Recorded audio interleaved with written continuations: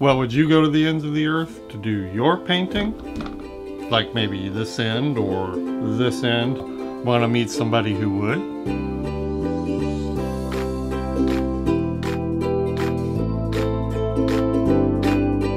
Hello Minders, welcome back to the Mind of Watercolor. Got an interesting interview for you today and I really enjoyed this. We're going to talk to an expeditionary artist, Maria Coryell-Martin. Just a very interesting lady. Really has some great initiatives going, some great activities going, fantastic art. And she is the developer of the Mini Palette and the Artist Toolkit.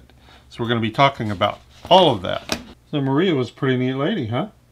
You would like to go on a polar expedition? Really? Dude, the vodka is to keep the paint from freezing, okay?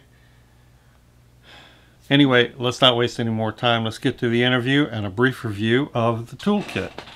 Nice to meet you, and I got lots of questions. I'm not even sure where to start, but I really love stories. A lot of times when I do product reviews, I try to tie them to personal stories, and I started looking into your background and everything. It really struck a chord, and your background is interesting. So why don't you start out, just give us a little bit of a nickel tour as to your background.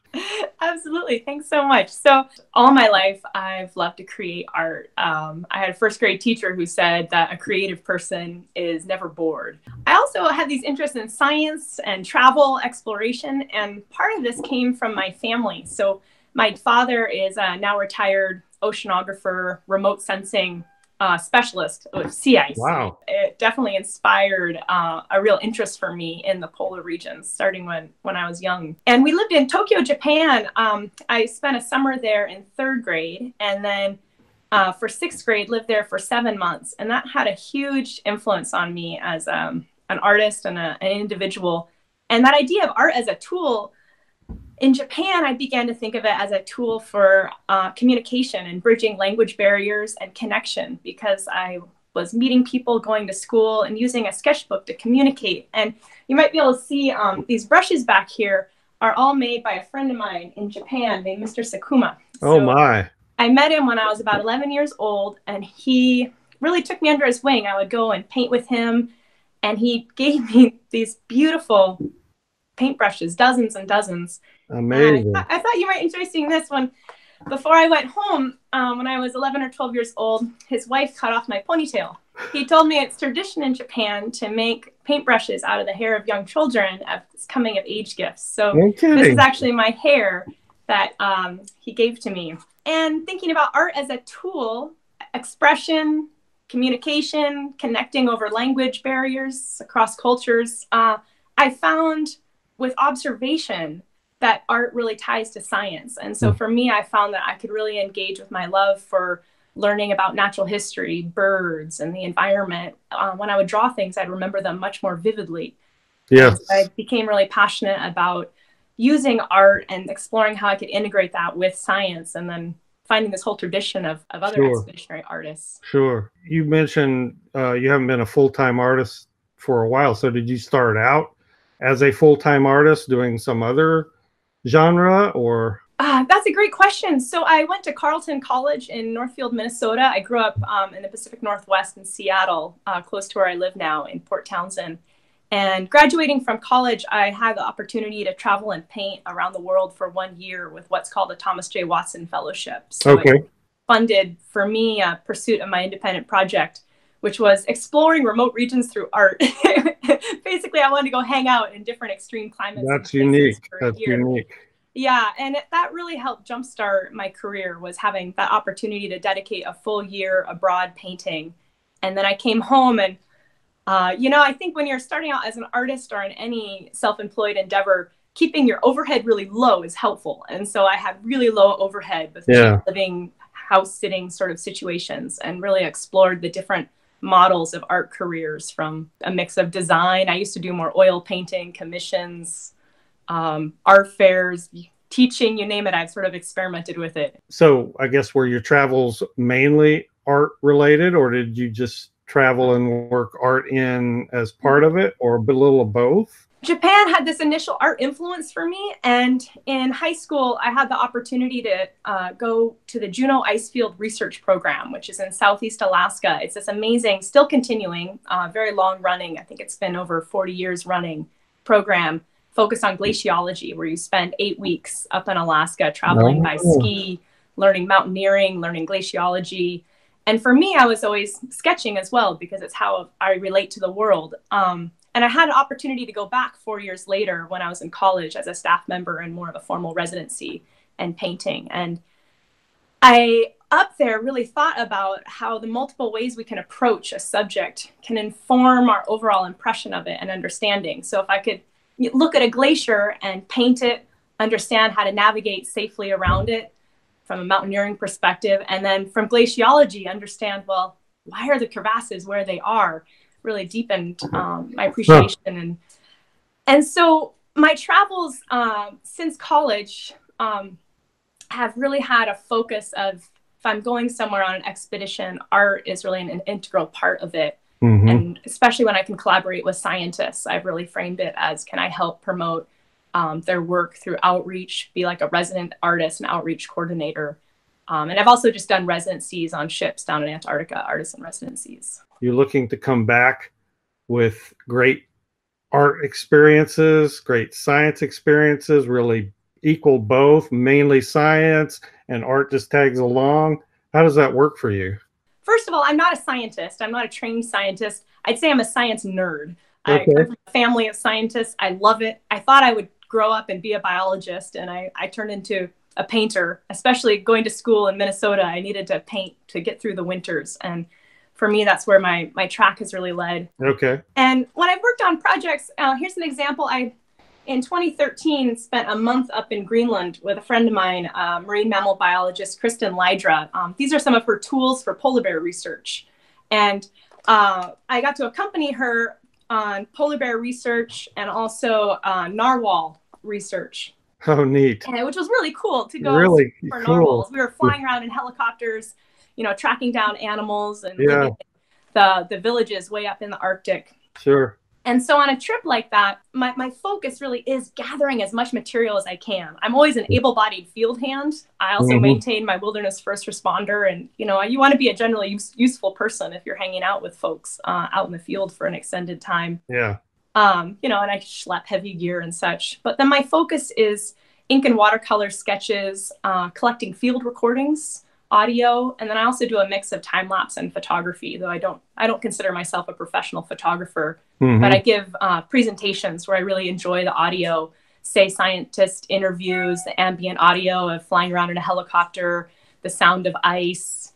On one trip up in Northeast Greenland, I was hanging out with a walrus team. This is actually where my Art Toolkit project started to grow. So we were crawling up near walruses to survey. I'm sketching and recording the walruses breathing. And and this trip was rather exciting because, as anywhere, we're always keeping our eyes out for polar bears, and heightened awareness anywhere now for bears. Real life, man. Wow, I can't imagine that. You know, one thing I was struck with looking at some of your art, and it looks like you've got what seems like finished studio art, but especially the Arctic regions and places like Greenland, there's such a neat design. My background is graphic design and illustration, but real heavily in design. So I love design and painting. Some of these landscapes that you've done, I just love the almost abstract quality of them and the design playing into them. Can you talk about those paintings? You do more than just location sketching, I assume. It looks like you do. I do, and thank you, Steve, for your kind words about my work. I mean, it means a lot. I admire your work a lot too. Yeah, so I see the field work is really the foundation for everything I do. When I'm in the field, I like to think of it as developing my palette of place. So I'm learning the colors, I'm learning the stories, paying attention to the environment, trying to gather, you know, data, but my well said. Are art related, and I take this whole palette of place home to my studio, and then I use it for inspiration to develop it further. So some pieces just come straight from the studio and may be ready for exhibit. Let's say, you know, they may need a little extra color, or they're just small realized pieces. Now there's challenges to painting in the Arctic. One big one being it's really cold and conditions can be challenging. So, you know, paints freeze. I'll add vodka to my little water brushes to try and, you know, lower their freezing temperature. I'll add notes. But I can't create these atmospheric large scale washes that I really enjoy for my larger studio paintings. So in my studio work, sometimes I'll just use field sketches for inspiration, where I'll have the general idea sketched out. I have my palette that comes straight from the field. So I recently finished a series of 5 new works from Antarctica, and they all are painted with about the same 5 pigments, a limited palette. And those pigments came to me from my field work. And so to me, they're really true to the place in a way that's different from just working from a photograph. And then some of my other work I call drafted in the field, where I'll do a really detailed pencil sketch. And then when I'm in my studio, I'll actually transfer it to a new sheet and then paint it. So I've actually got the composition, the color studies from the field, but I can work on it when I'm in some place that's a little more comfortable. And again, the paint behaves more predictably when I'm indoors and working on the scale. My largest studio pieces are 5 feet wide, and I'm trying to push fairly large.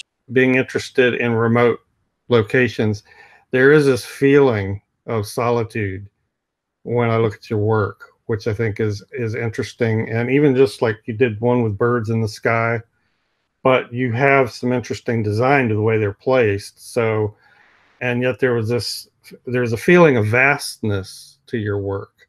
They are, and that's part of what I love is the space and quiet. And through my work, I hope to communicate as well some of the vulnerability, where the ice is melting, these animals, their environment is changing, and I hope through my large studio pieces to create these windows. And I'm certainly trying to capture that sort of breath of air and quiet that I feel in them. And I'm fairly new to plein air and been watercoloring, I guess, for 40 plus years.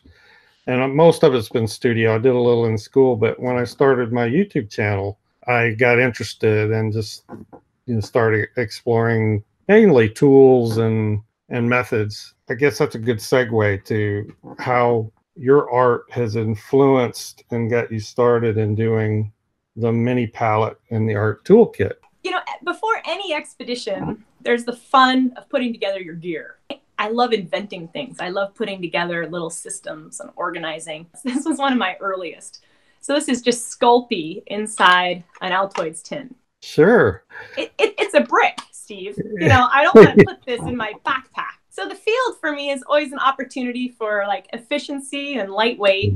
And so then I used this kit for a long time, which is it's a pencil box. Actually, it's a Lamy box that a friend gave me. And I filled it with the little half pans that I stuck some magnets on and glued in. Yeah. And this came with me on many trips. Okay. But I started to have issues when I went to Greenland in 2012, because that's when I started using these Cordura zip covers. And this pencil box didn't fit. Now, I was hanging out with biologists studying walruses, and to study the walruses, we'd have to sneak up on them. And to sort of sneak up on walruses in the Arctic, what we would do is over all of our clothes, we'd put on these full zip machinist suits so that we could crawl on the sand. This is a sandy island. Sneak up to the walruses. Now, walruses, they're scared of vertical figures. They also have a really good sense of smell. So we made sure we were downwind, and we'd be commando crawling up to the walruses. And so you have to imagine if you're trying to carry your art supplies and your camera and your audio recorder, that it gets a little awkward. You know, stuff might start to fall down my leg, or I'd stash them in pockets and get up to the walruses and want to actually do my work. So that trip really made me think. I came home from it and said, oh man, this was really annoying having these be separate. Yeah. How can I put them together? And that's when I started playing around with the pocket palette. Okay. Which did just start with a business card tin and finding some little pans that fit inside it. And it's been now, I think, 7 years of tinkering. that I've done with this thing. And I've had so much fun connecting with artists around the world, listening to feedback. And so over the years, I've modified. So I have my own tins manufactured. So this lip is uniform. I have these side walls that I've put onto the lid so that you won't have your wash just sliding right off. Oh, I don't think I realized that. Okay, great. And then, thank you. Yeah, and then I also, originally my pans were a tin plate pan that I found available. And I've since been making my own that are stainless steel. And, you know, like any metal, you expose them enough to water or salt water in conditions, they'll have some oxidization, way more durable than my old ones. And I've had these, and then playing with them in different sizes. Do you want a sneak peek at what's coming up, Steve? I do. Oh, no way. Oh, it's so cute. I can't wait. Yeah, check it out. Check it out. Oh, my word. Yeah, so it'll hold 12 little pans coming maybe next month. So sign up for my mailing list if you're interested. That is so great. You know, with Art Toolkit, what I'm trying to create is that no excuses kit that you can always have with you. So, you know, my pocket Art Toolkit, I carry absolutely everywhere. That's right. You have a smaller one. Yeah. When I'm working more intentionally and larger, that's where I'll usually choose my bigger kit, which will carry a lot of my tools. And then like you, sometimes I work larger. I make my own art folios out of gator board. So these are about 12 by 16, and I keep meaning to post a tutorial of them. And so then I'll stick this on and I can work and then have my tools with me in my Art Toolkit. I was interested too in your products. Just wanted to talk about your products. I like the fact that some of your palettes you decided to fill. So I take it you're a Daniel Smith fan. They're local to me. They're superb quality. And I was just meeting with a bunch of the staff who I've known for so many years now, from doing demos there, workshops, and they've been so supportive. And so, yeah, I am actually a genuine fan of Daniel Smith. I do use, you know, I've tried some Winsor and Newton I particularly like their white gouache, but it's kind of one of those things, if it's not broke. My studio palette, I haven't promoted it directly. People have asked me about my colors, you know, that I use this limited palette with a lot of my paintings. And sometimes I feel that it's so limited in these kind of vast. I know a lot of painters don't realize the value of that. It's just very valuable to learn to paint with limited palettes. It can take your art up a level, and unless you do it, you don't really understand why. But I'm all for limited palettes. Most beginners choose too many colors. It's just one of the things. Yeah, color is both really seductive, and also it can be really overwhelming. Yeah. If there's one thing I think about in, you know, exploring color, it's mess around. Get in there, you know, you can make a few charts and then mess around and enjoy what I like to call palette gray. Yes, I love palette grays. Mix your neutrals, and people look at my palettes, they go, "Gosh, Maria, are your palettes always this messy?" And I yes. Some of the best colors are found in the mixing area of your palette. It's just I agree. It's amazing. You don't even know sometimes how you got there. I really loved your talks, workshops, or something to children, and especially inspiring young ladies to get involved in doing some of this stuff. Inspiration, I think, is so important. Women and young girls has been, for me, something really near and dear as well. And I've worked with a few programs. One is called Inspiring Girls Expeditions, and you can look them up. They create programs led by scientists that are interdisciplinary. So they're wilderness science-based programs with a focus on art as well. To build inquiry, science experience, wilderness experience, these programs. And they're free to high school aged girls. Underprivileged high school girls can apply for them. I've worked as an instructor with them and visiting artist and consultant since, it's been a little over 10 years now. Expeditions up on Mount Baker, glaciers. A couple summers ago, I was up in Southeast Alaska doing a kayak-based expedition. They've got rock climbing, really amazing. And for me, again, it brings together that art and science, and it's something I really, really love, art, science, and exploration. I often take kids, I do these virtual art expeditions. So with my materials from the field. Oh, cool. So, multimedia, so there's audio, video, and photographs where I sort of take them out on a helicopter ride and we stop and sketch different elements of the environment, where we might fly out over the ice and land and sketch a polar bear, sketch a narwhal. And and it's so much fun to watch them really light up. I bet. I'm just launching a new program with my pocket palettes. I have some select numbers of seconds, ones that have small dents or dings, or may not be for me the quality for retail. But I'm interested in partnering with school education programs to offer them at a really deep discount. So if you want to buy a set for, say, your science students or your arts class, to let me know, to be in touch, because I'm really interested in supporting arts in the education.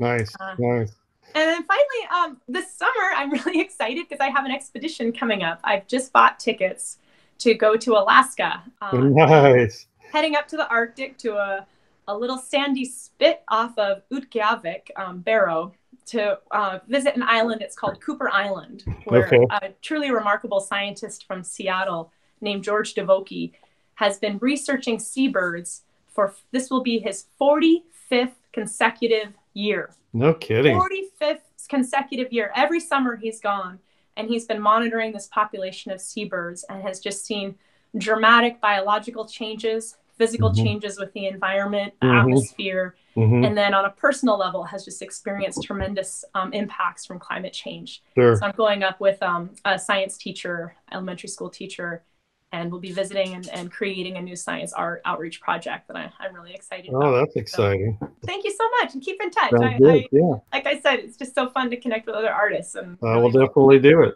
All right, so let's just take a quick look at what comes with the kit when you buy it. In the pocket here, side pocket, it comes with a Moleskine Art Collection watercolor album.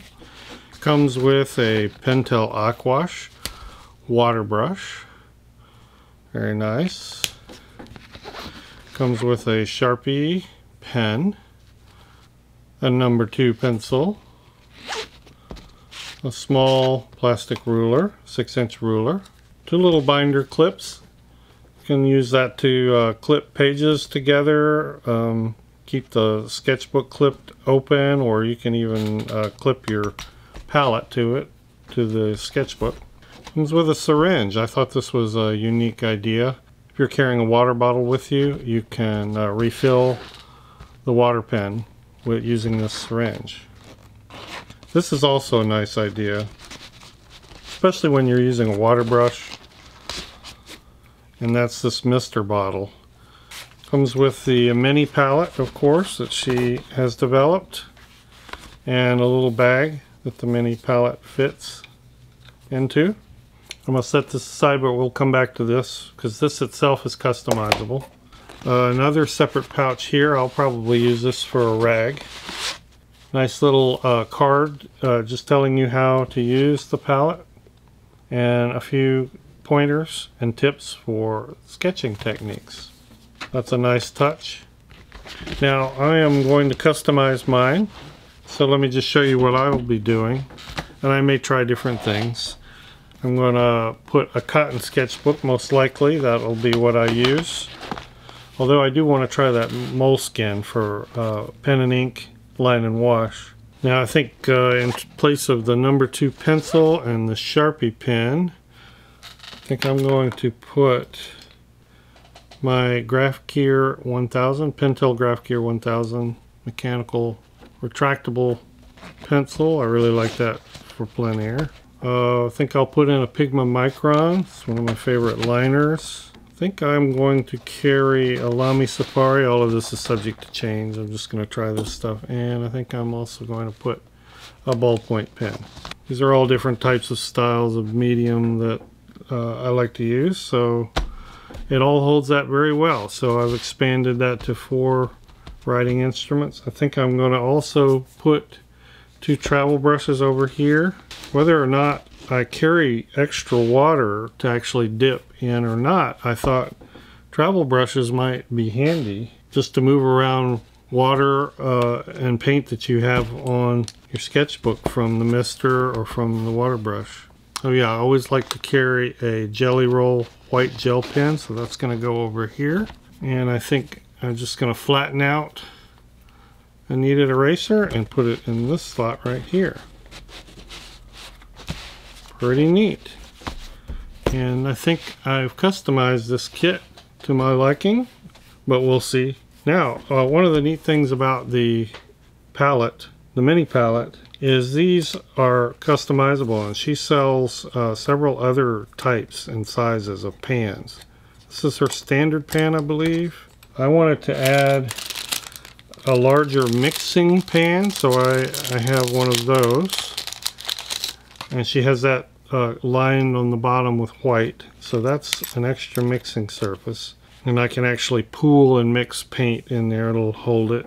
Now that leaves 1, 2, 3, that leaves 10 spaces. However, I may want to include more of one color and less of a few others. So in place of standard pans, I'm going to add some small pans. Everybody has certain colors on their palette that they use less of. So now I have a 12 color palette with different size pans so that I can prioritize what colors that I want to take. And I have more mixing area, so you can configure this any way you like. I really like that about this. I like the extra attention to detail she's done by getting stainless steel palettes instead of a lot of these that you'll find will rust quicker. I like the way that she's added these wings on the edge here and eliminated the little tabs you normally get on these business card holders. So really excellent customizability. I take this in a bottle of water with me and I'm good to go. Well, thank you so much, Maria, for a fun interview and giving us a peek into your world. Minders, I hope you were inspired. Art can take you all kinds of places, and you can take art all kinds of places. I think Maria demonstrated that well. Now, Maria has graciously provided a discount code for anybody interested in buying a toolkit or a mini palette.